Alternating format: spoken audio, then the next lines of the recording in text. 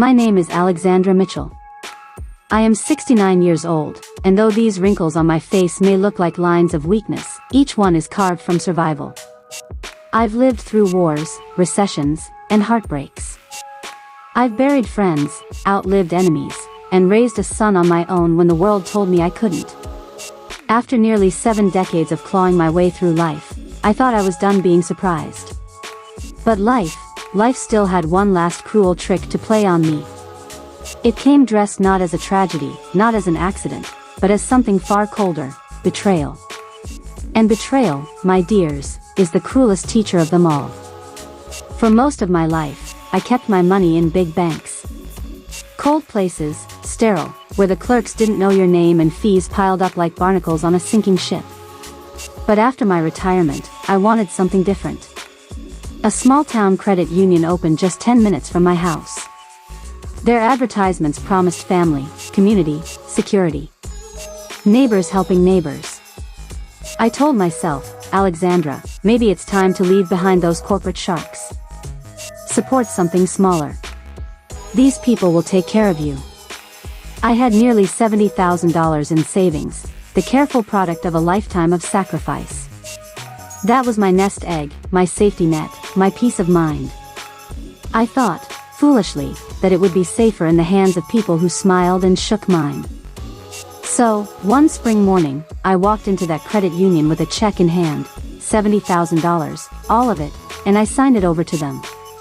If only I'd known I was signing away far more than money. I was signing away my trust. The first red flag. It began small, almost laughably so. One Thursday afternoon, I needed just $40 in cash. I slid my card into the ATM, but the screen blinked a cold rejection. Transaction denied. I tried again. Same words. Confused but not yet afraid, I walked inside. The branch smelled faintly of lemon polish and cheap air freshener. Behind the counter was a young teller, no older than 20, chewing gum as though she were at a carnival rather than handling people's life savings. She barely looked at me as I explained the problem.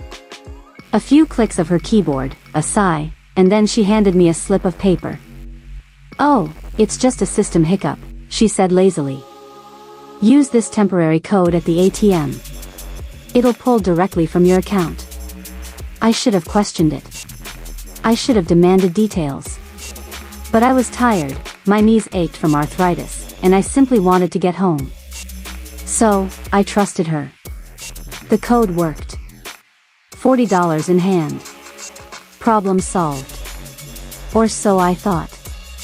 Days later, I tried to pay my electricity bill online. Instead of the usual confirmation, a bold red message slashed across the screen. Account under review. Funds unavailable. At first, I assumed it was a mistake. I had never bounced a check, never missed a bill. I had been the picture of responsibility for nearly 70 years. I called their hotline. A young man answered, his voice dripping with disinterest. "Yes, ma'am, your account's been flagged for unusual activity." "What activity?" I demanded. He paused, clearly reading from a script. "Several withdrawals using non-standard codes. The system is verifying." I felt my stomach sink. "I was given those codes by one of your tellers." He hummed, not believing me. "Well, it'll take time to resolve. Could be weeks. Maybe a month." "A month?" I snapped. "Sir, I need my money for medicine, for rent, for living." He chuckled, actually chuckled, and said, "Maybe you should have picked a better bank." That was the moment I realized this wasn't incompetence. It was contempt. The discovery. 2 days later, I went back in person. "Please," I told the manager, a balding man with a cheap tie and a salesman's smile. "I need access to my account. I need to know what's happening." He gestured for me to sit, opened his computer, and tapped a few keys. His smile faltered, just for a second. Then he cleared his throat. "Mrs. Mitchell, I'm afraid your account has experienced irregularities." "Irregularities?" My hands gripped my cane tight. What does that mean? It means, he said carefully, that $70,000 in your savings account has been transferred. The word struck like a thunderclap. My ears rang. My heart hammered. Transferred? I whispered. To where? He shook his head. I can't disclose that at this stage. It's under review. I slammed my hand on his desk. That was my life savings. You will tell me where my money is. But he only leaned back, palms raised in mock surrender. Ma'am, please lower your voice. There are procedures. Procedures. That word would haunt me. Reflection, the weight of $70,000. $70,000. Do you know what that means to a woman like me? It isn't just numbers on a screen. It's every night I went without so my son could eat. It's every holiday I worked double shifts while others opened gifts under their tree. It's the medicine I rationed, the vacations I never took, the clothes I wore until they frayed. It was security. Independence. Dignity. And in the blink of an eye, it was gone. The mockery. I tried to fight. I called. I begged. I even wrote letters. But each response was the same, under review. Weeks passed. Bills piled high. And every time I walked into that branch, the staff treated me as though I were some senile old woman making up stories. One afternoon, I overheard a teller whisper to another. Poor lady probably forgot she spent it. Forgot? As though $70,000 had slipped through my mind like loose change. They laughed at me. To them, I was nothing but a silly old woman to be brushed aside. But let me tell you something, my dears, old does not mean weak. They thought I would fade quietly into the night, embarrassed and defeated. They thought wrong. That night, I sat alone in my kitchen. The refrigerator hummed softly, the bills stared back at me, and I thought of every sacrifice I had ever made. I thought of the husband who abandoned me, of the friends who betrayed me, of the countless battles I had fought just to survive. And I thought of the $70,000, gone, stolen, ripped from my hands by people who smiled as they did it. A fire lit inside me. This wasn't going to end with me weeping in a corner. No. If they wanted to play games, I would play harder. If they thought age made me weak, they would learn age had made me cunning. And if they thought $70,000 was the end of the story, they hadn't yet seen what a desperate, determined old woman could do. So there I was, 69 years old, stripped of my savings, mocked by the very people I had trusted, left with nothing but my rage and my will. But rage, my dears, is a powerful currency. And I was ready to spend it. They took $70,000 from me. What I was about to take from them would be priceless. When someone takes your life savings, it's not just the money that's gone. It's the years stitched into every dollar, the late shifts, the skipped lunches, the cold nights so someone else could have heat. It's the small, private sacrifices no one sees. It's dignity.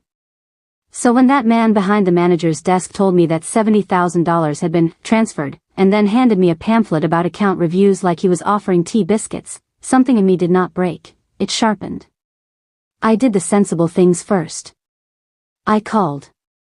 I wrote. I went in and sat in the same chairs where, weeks before, I'd been shown a welcome packet. I asked for names. I asked for the full account of those transfers. I left with more polite phrases and less resolve from the staff than I had walked in with.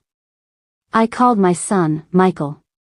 He answered on the second ring, voice groggy, the noise of kids playing faint in the background. Mom, he said when I told him.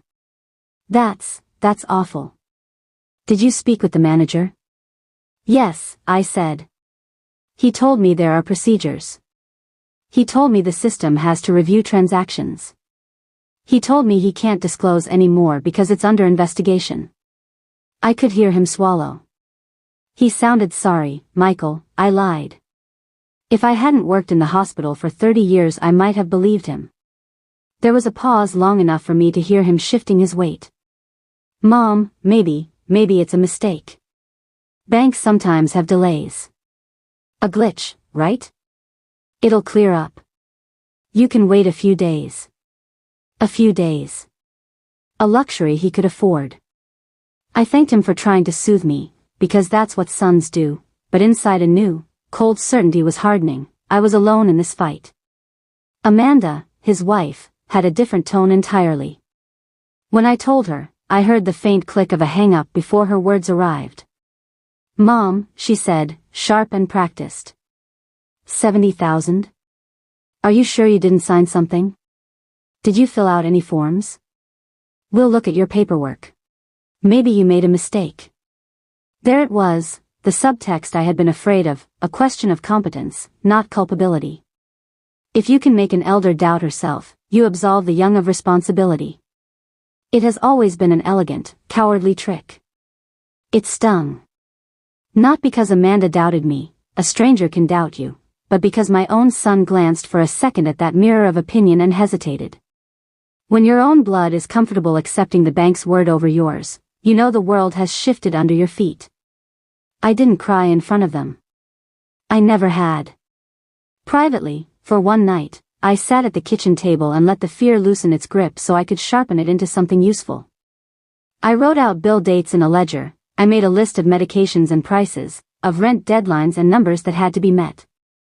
I mapped the small, practical catastrophes that would arrive if those funds did not reappear. That list was my ledger, it was also my fuel. 2 days later, I called Elena. Elena was my niece. A city woman, quick with a text and smarter than half the people I'd known in my life. Where I grew up writing letters to neighbors, she grew up crafting campaigns and building audiences. She did work in digital marketing and had a way of explaining the internet that made my head feel both dizzy and eager. Tell me everything again, she said when I started. She didn't interrupt me with well-meaning but useless reassurances. She asked direct questions, the kind of questions that scrape a problem down to its bones. Times, names, the teller's badge number, where I had been when the withdrawals happened. By the time I finished, she was quiet for a long minute. Auntie, she finally said, thick with it, not pity, but anger. This isn't a glitch. This is a choice on their part to treat you like you're not worth the paperwork. Her voice startled me. It was the first person who refused to put my pain in soft terms. There are ways to make that kind of behavior painful to the people who do it, she added. Not illegal, not violent. But loud. Very loud. Then, because she could see how my mind went to the rules I'd always lived by, she said, we do not lie. We do not threaten. We put the facts in public where they cannot hide. We make the bank deal with the noise until they are forced to act. I thought of calling the Consumer Protection Agency. I did call them, of course, and they took notes and said they would escalate my case. That word is a soft promise, like placing your hand on a file folder and hoping the world will follow through. It would take time. So would a suit. So would lawyers. I had neither the patience nor the appetite to let my health and bills wither while a paper chain moved slowly through bureaucracy. Elena proposed a different sort of public pressure, stories, complaints, a chorus from people who might have had similar, smaller indignities. The point was not to fake things. Anyone who knows the truth knew my truth, but to let the quiet injustices gather in a noise that could no longer be ignored. Reputation matters to them, she said. If people start to worry about where their money is, if their page is full of complaints, not just one or two, but an avalanche, corporate headquarters will call. They don't like bad press. It felt like a small betrayal to even think of such a thing. I had tried to be respectable my whole life. Newspapers printed letters, and the world listened differently. Years ago I might have marched down to the city hall and stood on a soapbox, but the world had moved since then, and power that used to be slow had learned to respond to speed. Elena explained that today speed meant visibility, posts, reviews, people talking, not at the bank, but about it. We discussed ethics the way you might discuss a dangerous medicine. Would this be honest? Would it be fair? I told her plainly I did not want to start a witch hunt. I wanted attention on the facts, that $70,000 in my account had been transferred without adequate explanation, that their customer service had been dismissive to the point of cruelty, and that they had hinted, in a way that felt like discrimination, that my name or origin might make me suspect. Those are true facts. If 1,000 people said, my mother's account was frozen too, or, my uncle's withdrawal never posted, we would be presenting a pattern, not fabrications. Do it by the book, I told her. We keep receipts. We keep dates. We don't attack people personally. We tell the truth, but we tell it loudly. She smiled then, a small, fierce grin. That's exactly what we'll do, Auntie. Preparation took days. I became a research woman on topics I had never wanted to understand: public review platforms, how complaints are visible on Google pages and social networks, how long a negative review stays and how quickly it spreads if it is joined by many voices. Elena mapped the times of day when posts reached the most people, and she explained to me, without shame and with the kind of practicality that had always made me proud of her, how to present my story so it hit like a bell: clear, short, true. I will not do anything that could be traced to you, she promised. This will be organized but anonymous for you. You cannot risk name-calling or rumor. You will let our facts speak. There was still a hesitation I could feel vibrating under my skin. There were old rules I had been raised with, that you do not fight dirty. But those rules had kept me in my place while a man in a cheap tie and a polished smile took what I had saved for decades. Perhaps what my life had taught me, in its litany of small humiliations, was that sometimes the old rules have no shielded response to new cruelty. When Elena suggested a modest expense, to get the message out, she said, as one might say, to buy stamps, I thought of the $70,000 on a ledger in the bank manager's screen. I thought of pills I might not be able to refill. The amount she proposed was a pinprick compared to what was gone. I told her to do what she needed. Still, I insisted on limits. If we were to make noise, let it be about accountability, not vendettas. We do not ask anyone to lie, I said. We do not invent victims. We will tell my story and keep to the facts. If others join because they have their own facts, that will reveal a pattern. That is all. She nodded, relieved at my steadiness. We'll be careful, Auntie. We'll document everything. We took inventory, every call log, every name, every date. We prepared copies of bank statements showing where the money had been and then the ugly gap when it had left. We wrote a short post with the bare facts and attached a scanned copy of my statement. We wrote other posts that framed the experience for other customers who might feel the small bruise of dismissive customer service. My elderly mother had her account locked and was treated rudely, that kind of voice.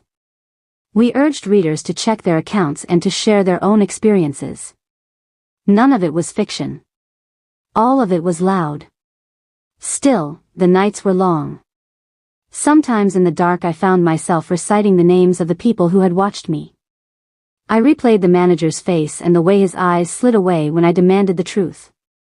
I thought about the men and women who stood at counters day after day and learned to make human voices sound small. On the morning we chose to begin, my hands shook as if I had done something wrong. I poured tea and watched the steam unfurl, thinking of the steam of a kettle calming once it had done its job. Elena called me at 9. We're going to post the first round, she said. One truthful post, your statement, links to the documents. Then we monitor. Her voice had a conductor's calm. I felt like an instrument tuned for sound. The first posts trickled out like raindrops.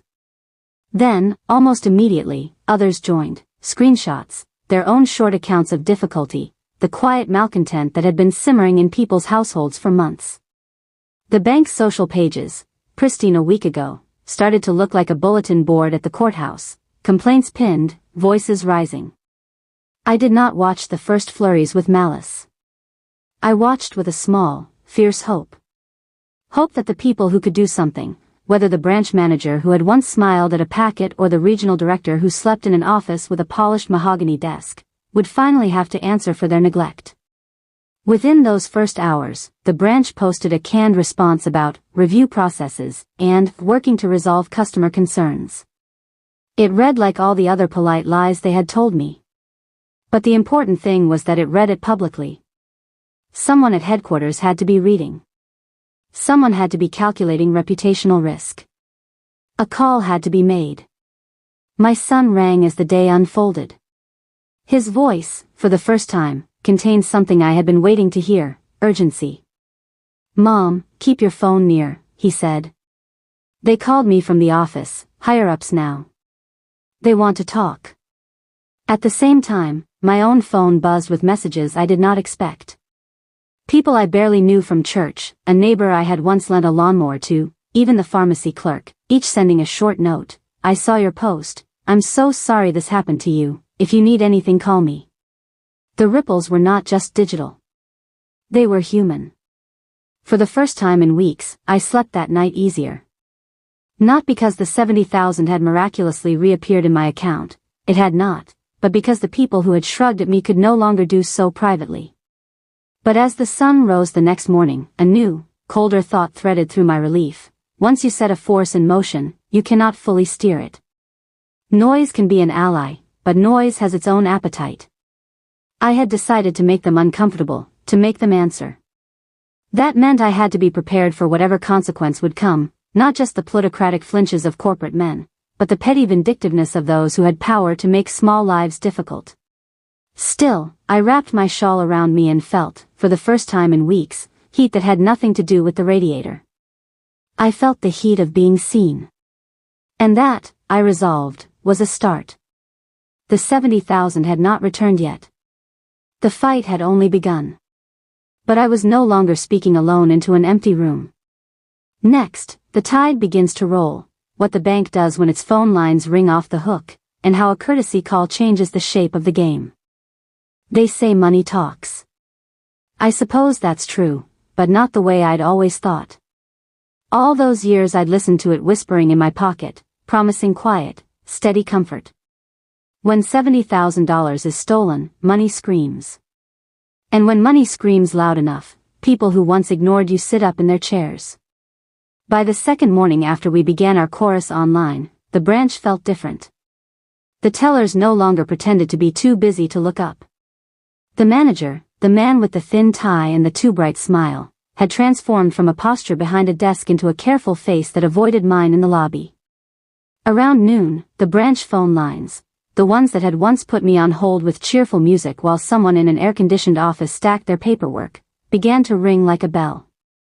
Not my ringing phone, mind you, the bank's. Calls. Callers. People asking the kind of questions that have teeth. Why are you freezing accounts? Why is Mrs. Mitchell's money missing? The sort of questions that make people uncomfortable because they want concrete answers. Elena and I watched through the small window of my kitchen as the first wave of replies came in. My son texted that he'd received a call from someone at the branch telling him to stand by. A neighbor dropped by with a kind look and a question: "Everything all right, Alex?" I saw the posts. The pharmacy clerk said she'd heard gossip from suppliers. The ripple was real and becoming a wave. That was the point. Mid-afternoon, my phone rang. I recognized the number before it answered. The area code was local, but the cadence of the voice was unquestionably the branch manager. "Mrs. Mitchell," he said in a tone that tried to sound solicitous, which made my teeth ache. "This is Gerald Vale, branch manager at First Community Credit. I wanted to personally reach out. We've seen the activity online. We are thoroughly investigating, and I want to assure you that we're doing everything we can." "Listen to me," he said. "We." He used the royal we. I could almost picture him in a room with a freshly polished conference table and a team of men in shirts with rolled-up sleeves, all nodding at one another. It was all for show. "Mr. Vale," I said slowly, careful about the words. "Thoroughly investigating for how long?" "My medication is due. My rent is due. I am not a subject in a soap opera. Where is my money?" There was a silence long enough to hear the neighbor's dog bark 2 doors down. When he came back, his voice was practiced, the one they use when they've been primed by lawyers. "Mrs. Mitchell, these matters are extremely sensitive. There are regulations and protocols. We have a team at headquarters involved now. I assure you, we are prioritizing this. Prioritizing. I almost laughed. Then I remembered the pile of unpaid bills on my kitchen table and the look the pharmacist had given me when my prescription had gone unfilled. And then the truth, this man's priorities were not mine, and his clock did not match the rhythm of my life. What does prioritizing mean? I asked. Does it mean I wait while you reclaim other people's time and convenience? He tried to be soothing. He offered the corporate vocabulary that always sounds like velvet but hides razor blades. We may be able to initiate an interim transfer, pending the investigation. An interim transfer. In other words, a short-term band-aid, while the long-term hemorrhage remained. I told him no. I refused to be soothed with pauses and promises. I want one thing, I said, and my voice cut like winter air. I want my money back. $70,000. Not a phone call that says, we've escalated it. Not paperwork. Not an apology with a coupon like I'm buying groceries. I will not be dismissed. He did not tell me then what I suspected, that the higher-ups wanted to offer me something small and quiet, some token transfer and a confidentiality agreement, and sweep the rest under their rug. What he did tell me, and in that particular polite voice that pretends empathy while preserving distance, was that legal counsel had been engaged, and that until the investigation concluded, certain limitations were in place. I asked, plainly, is the money gone because of an internal error? Is it an external theft? Was it a third-party transfer? He answered, we are investigating lines of transaction that are currently being reviewed. That answer was a tautology, an explanation that explained nothing. After the call, Elena and I spoke in practical terms. She said, don't sign anything you don't understand, Auntie. Do not let them get you to agree to confidentiality. It's a common tactic. If they offer a small settlement with a gag, they think they can buy your silence. I closed my eyes and imagined a piece of paper saying, we regret any inconvenience. I imagined the $80 reality I'd be handed while the rest of my nest egg gathered dust. It was then that the story took another turn. A local reporter, not the big city news, but the local paper with a newsroom that's small enough to care and large enough to move, called Elena. Their editor had been watching the threads online and, like any newsroom, they smelled a story. A human interest piece about a grandmother stripped of her savings would get clicks, sure, but it also had teeth. The reporter asked for documentation. That word, documentation, felt suddenly like an invitation. Bring them your statements, the reporter said on the phone. Bring everything. We'll run a story on Monday. People need to know. I thought of the power that carried. Newspapers do something new to the people who make rules, they make them appear small on a page. If the credit union suddenly had its name printed next to the word theft or mismanagement, someone with a suit and a big desk would not like the call they'd get from a PR person. Reputation can be a vulnerable place. It is, in many companies, a more immediate thing to fix than an actual hole in one person's life. We agreed. I gathered documents, statements, letters, copies of the receipts for the withdrawals I had been forced into using temporary codes, the ones that now looked, in hindsight, like a setup. I made copies.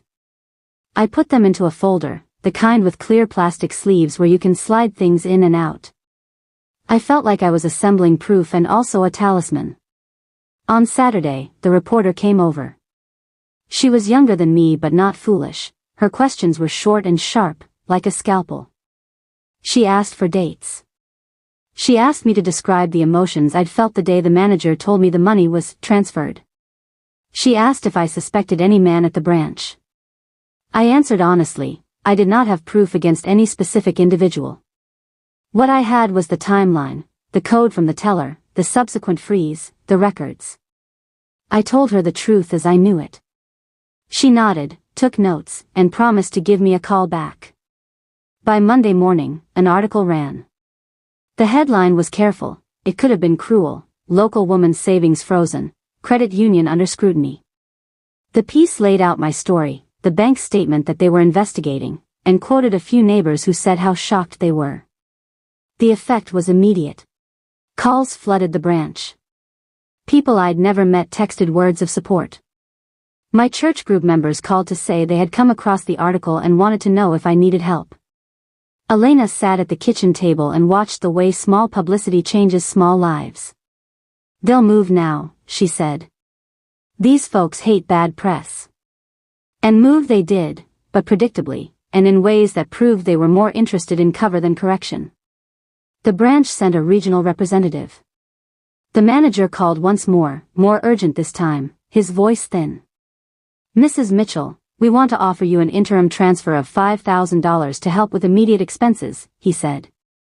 "Additionally, as a gesture of goodwill, we would offer $100 to cover any inconvenience." 5,000. 100. 5,000 is a fraction, 100 is a taunt. I had to laugh then, but it was not a pleasant sound. It sounded bitter, and maybe a little dangerous. "Part of me wants to throw your 5,000 in the air to see if it flies back to me with the rest of my money," I told him calmly. "Part of me wants to know why you think paltry sums will make me quiet." I sat in the small dignity of my anger and felt it steady me. He tried the old bargaining chip, "Please consider the immediate need. We're trying to help." What he was trying to buy was not just my immediate need, it was my complicity. He was offering me a temporary comfort in exchange for my silence. I had been poor before, I knew the taste of being paid off. I told him I would not accept such an offer without first knowing where my money had gone and why nobody had thought to alert me. I told him I wanted a full accounting and a written response from corporate. He sighed, which in the language of men in suits often means trouble. "If you refuse," he said softly, "we can expedite legal review. But litigation can be lengthy. Litigation can be lengthy." He spoke the ominous phrase like it was a cudgel. He assumed time was on his side. He assumed I would shrink back, wear down, and accept their apology in a check. On the kitchen table that night, Elena and I counted again, not so much the money, which was a hole now like a missing tooth, but the resources at my disposal. Community contacts. The local paper. A growing chorus. My son, who now sounded more unsettled than defensive.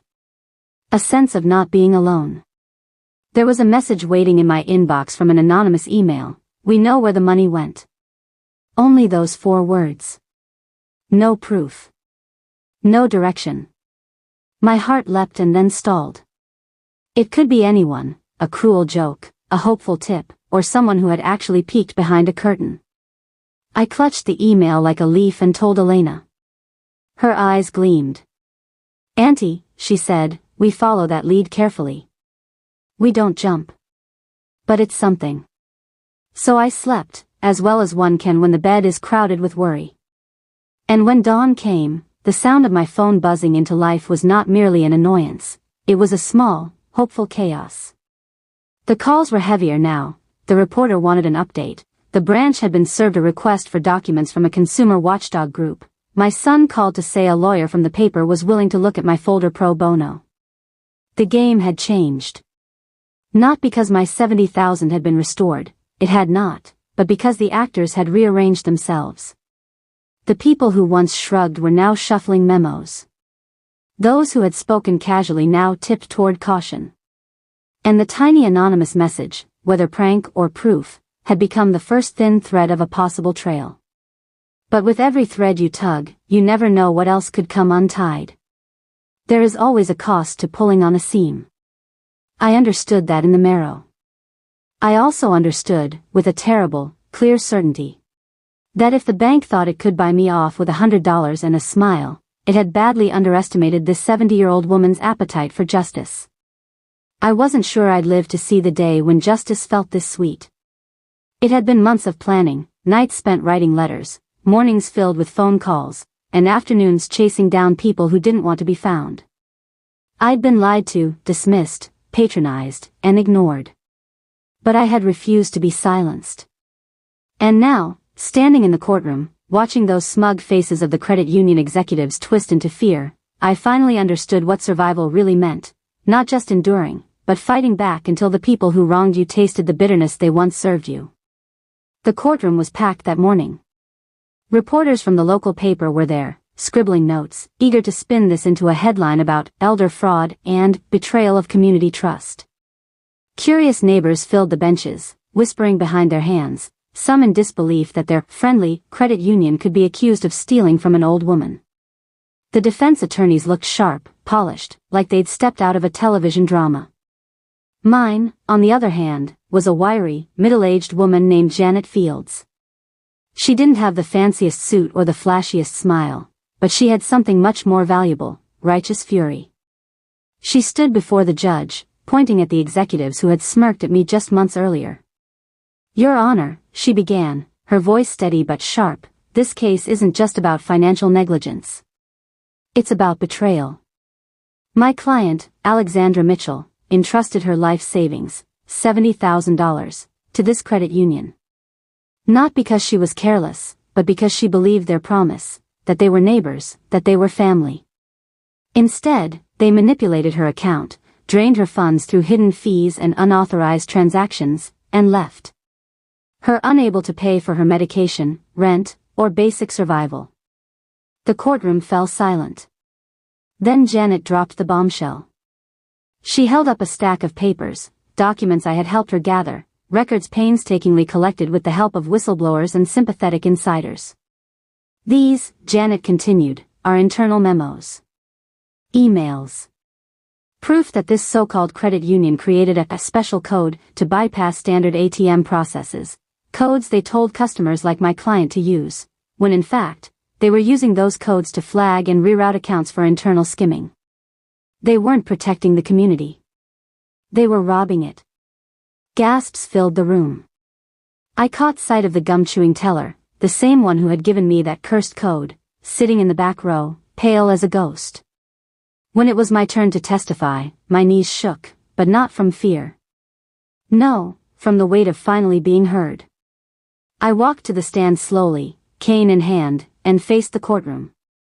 "I'm 69 years old," I began, my voice cracking but steadying as I spoke. "I've worked my whole life. Raised a son alone. Paid my bills on time. I never asked for much, just honesty. Dignity. And when I trusted this credit union, I thought I was protecting the little I had left for my old age. Instead, they stole from me. They treated me like I was disposable. Like my life didn't matter." I paused, looking straight at the executives. One of them shifted uncomfortably. "But let me tell you something," I continued, my voice growing stronger. "I am not disposable. I am not invisible. And I will not let people like you get away with preying on the vulnerable. If you think age makes me weak, you are wrong. Age makes me dangerous, because I have nothing left to lose but the truth." The silence that followed was heavy. Even the judge leaned forward, as if my words had struck a chord deeper than any legal argument could. The trial stretched on for days. Experts testified about financial fraud. Employees admitted, hesitantly, that they'd been instructed to use codes that flagged high value but low noise clients like me, retirees unlikely to raise suspicion. Finally, the day of reckoning arrived. The judge's voice rang out. "This court finds the defendants guilty of financial fraud, elder exploitation, and deliberate negligence. Restitution of $70,000 will be paid to the plaintiff, Alexandra Mitchell, along with additional damages totaling $150,000. Furthermore, this court orders the immediate removal of the current board and executives of the credit union." My breath caught in my throat. 70,000 restored, and then some. Justice, in black and white, stamped with a gavel strike. But even more satisfying was the sight of those executives being let out, red-faced and trembling, their empire crumbling around them. The news spread like wildfire. Articles titled "Elder Betrayed by Local Credit Union Wins Big" ran in papers across the state. My face, lined with wrinkles, but proud, appeared on the evening news, a symbol of defiance. Neighbors who once thought I was exaggerating stopped me in the street to apologize. "Alexandra, we're sorry. We didn't know." But the best revenge wasn't the money, or the headlines, or even the apologies. It was what came after. With part of the settlement, I started a community fund, a watchdog group for seniors, teaching them how to protect their finances, spot scams, and fight back. I named it after my late sister, Margaret, who had always told me, "Don't let anyone walk over you, Alex." Not ever. We held monthly meetings at the library. Dozens of seniors came, their eyes wide with both fear and hope. And I stood before them, cane in hand, no longer a victim but a leader. Looking back, I realized something important. Revenge isn't just about hurting those who hurt you. It's about reclaiming your power, your voice, your dignity. That credit union thought they could silence me. They thought an old woman wouldn't fight back. They thought I'd die quietly while they fattened their pockets. But they were wrong. I am Alexandra Mitchell. I am 69 years old. And I took on an institution that stole $70,000 from me, and I won. And to all of you listening right now, I'll leave you with this. Never let anyone convince you that you're too small, too old, or too powerless to fight back. Wolves may roam in sheep's clothing, but even the oldest shepherd can still wield a staff. So, if you enjoyed my story, don't forget to like this video, subscribe for more true tales of justice, and share it with someone who needs a reminder that age is not weakness, it's wisdom sharpened by battle. Because sometimes, the sweetest revenge isn't just survival. It's victory. Thomas then introduced David, the whistleblower. His testimony shook the room. He revealed secret memos, emails, and audio recordings where executives discussed targeting vulnerable elderly clients with misleading contracts. In one chilling email, a banker had written, "She's old, she won't notice. Move the money quietly. Cover with fees." Gasps filled the courtroom. The defense scrambled, objecting, but the judge overruled. Piece by piece, the puzzle became undeniable. This was not negligence, it was a calculated scheme. Then came the ledger entries showing Clara's missing $70,000 being funneled into offshore accounts tied directly to the accused bankers. The defense tried to spin it as coincidence, but the weight of evidence was crushing. But the defense wasn't done. They aimed to break Clara, to paint her as emotional, unreliable. "Mrs. Bennett," the lawyer pressed, "isn't it true you've had memory lapses in the past? Didn't your doctor once prescribe you medication for stress and anxiety?" Clara inhaled slowly. The courtroom seemed to hold its breath. Then she leaned forward, her voice sharp as a blade. "Stress and anxiety? Yes. Caused by what they did to me. Caused by watching my life savings vanish while being told I was crazy. If you're asking if I felt broken, then yes, I did. But I didn't forget. I didn't hallucinate. The only memory lapse here is yours, forgetting that stealing from people has consequences." The jury's eyes were locked on her. A few even nodded. The defense lawyer stammered, but Clara had already won that round. After hours of testimony, the judge called for recess. Clara returned to her seat beside Sarah. Her granddaughter hugged her tightly, whispering, "You were amazing, Grandma. You showed them you're stronger than all of them put together." But Clara knew this was just the beginning. The defense would pull every dirty trick. The next witnesses would face pressure. Deals could still be made behind closed doors. Justice was not guaranteed. Yet as she looked around that courtroom, the flashing cameras, the trembling bankers, the unflinching jury, Clara felt something shift. The fear that had haunted her for months was gone. Now, it was the bankers who looked afraid. That evening, in a dimly lit office, the defense team huddled with the bankers. "This is bad," one whispered. "The emails, the whistleblower, it's damning." "We can spin it," the lead attorney insisted, though his voice wavered. "We say it was rogue employees. We distance the executives." But one of the bankers slammed his fist on the table. "I'm not going to prison for this. If we go down, I'm taking everyone with me." Fear fractured their unity. Whispers of betrayal spread. Who would cut a deal first? Who would flip to save themselves? The storm outside the courthouse was nothing compared to the storm brewing inside those guilty hearts. Back in her modest home, Clara sat by the fireplace. The day had drained her, but it had also lit something new in her soul. $70,000, she whispered, staring at the flames. They thought it was just money. But it was trust. And once trust is broken, you can't buy it back. Sarah sat beside her, resting her head on Clara's shoulder. "We're going to win, Grandma. I can feel it." Clara nodded, her hand resting gently on Sarah's. "We'll win, not just for us, but for every person they thought was too small, too weak, too old to fight back." The trial was far from over. But for the first time, the balance of power had shifted. The hunters had become the hunted. And Clara, once dismissed as just another helpless old woman, had become the storm they could no longer ignore. The courthouse was packed. Word of the trial had spread far beyond Savannah, drawing reporters from Atlanta, New York, even Washington.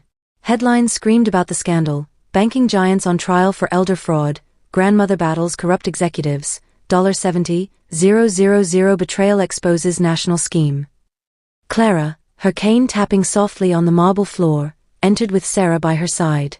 The tension was electric. After weeks of testimony, cross-examinations, and endless legal wrangling, today the jury would deliver its verdict. She paused at the door of the courtroom. For a moment, the weight of it all pressed down on her, months of fear, humiliation, anger. But then Sarah squeezed her hand.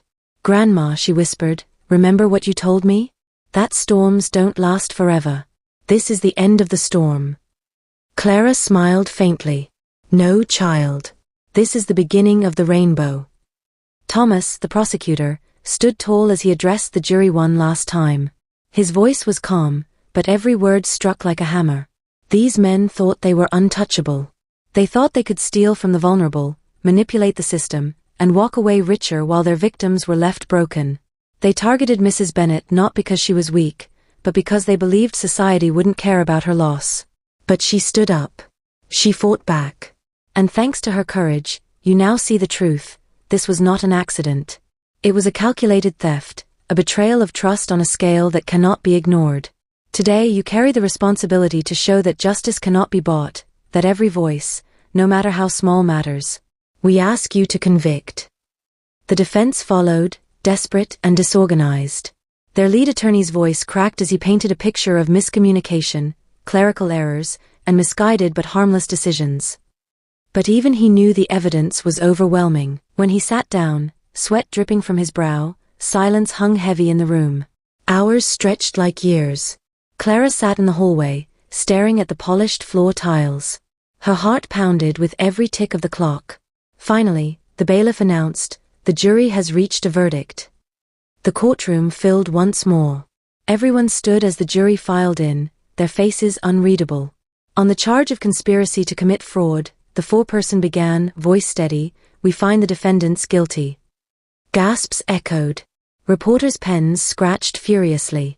On the charge of elder financial exploitation, guilty. On the charge of money laundering, guilty. Each word was a thunderclap. Clara's chest swelled with emotion. Her eyes brimmed with tears, not of weakness, but of triumph. The bankers slumped in their seats, faces ashen. For the first time, their arrogance was stripped away, replaced with fear. The judge's gavel came down. The defendants are hereby remanded into custody, pending sentencing. 2 weeks later, the courtroom filled again for sentencing. The judge, stern and unflinching, looked down at the row of disgraced bankers. "You abused positions of trust. You targeted the elderly, the vulnerable. You believed your wealth placed you above the law. You were wrong. This court sentences you to 12 years in federal prison and restitution of all stolen funds, plus damages." Clara gasped softly. Sarah clutched her hand tighter. The money would be returned, not just hers, but for dozens of other victims uncovered during the trial. What had begun as her lonely battle had become a tidal wave of justice for many. The judge offered Clara a chance to speak. Slowly, she rose. The courtroom fell silent. "I came here not just for money, but for dignity." They thought $70,000 was just a number. But to me, it was my life's work, every dollar saved, every sacrifice made. It was my promise to my grandchildren that they would have a better future. These men tried to take that from me. They tried to make me feel small, confused, invisible. But today proves something: no one is invisible. Justice doesn't belong only to the powerful. It belongs to all of us. And when we stand together, even the mightiest fall. Tears glistened in Sarah's eyes. The gallery erupted in applause until the judge called for order. Outside the courthouse, Reporters swarmed Clara. Microphones thrust forward, cameras flashing. "Mrs. Bennet, how do you feel about the verdict?" one shouted. Clara adjusted her shawl, her eyes calm. "I feel like the world is listening again. Not just to me, but to every person who thought they were too small to matter." Another reporter asked, "What will you do now that you've won?" Clara smiled faintly. "Go home. Brew a cup of tea. And finally, sleep without fear." Weeks later, life slowly returned to normal. Clara's account was restored, every stolen dollar returned, plus compensation. But more than money, she gained something far greater: respect, peace, and the knowledge that she had helped others. Sarah, inspired by her grandmother's fight, applied to law school. "I want to be like Thomas," she told Clara. "To stand up for people who can't stand up for themselves." Clara hugged her, pride swelling. "Then you'll do even greater things than I ever did." One evening, Clara sat on her porch, watching the sunset. A soft breeze rustled the trees, carrying away months of fear and anger. For the first time in a long while, she felt light. She thought of her late husband, of the years they had struggled to build that savings. She whispered into the wind, "We did it, John. We didn't let them win." And somewhere deep inside, she felt he was smiling too. The case became a landmark. Laws were strengthened to protect the elderly from financial exploitation. Banks across the state were forced to adopt stricter oversight. Clara's story was told in newspapers, documentaries, even classrooms. People called her a hero. But Clara never sought fame. To her, she was just a grandmother who refused to be silenced. On the anniversary of the verdict, Sarah surprised her with a framed headline, "Grandmother's Fight Brings Down Corrupt Bankers." Beneath it, Sarah had written in bold letters, "Your courage became our future." Clara smiled through tears. "I didn't do it alone. We did it together." And with that, the storm was finally over.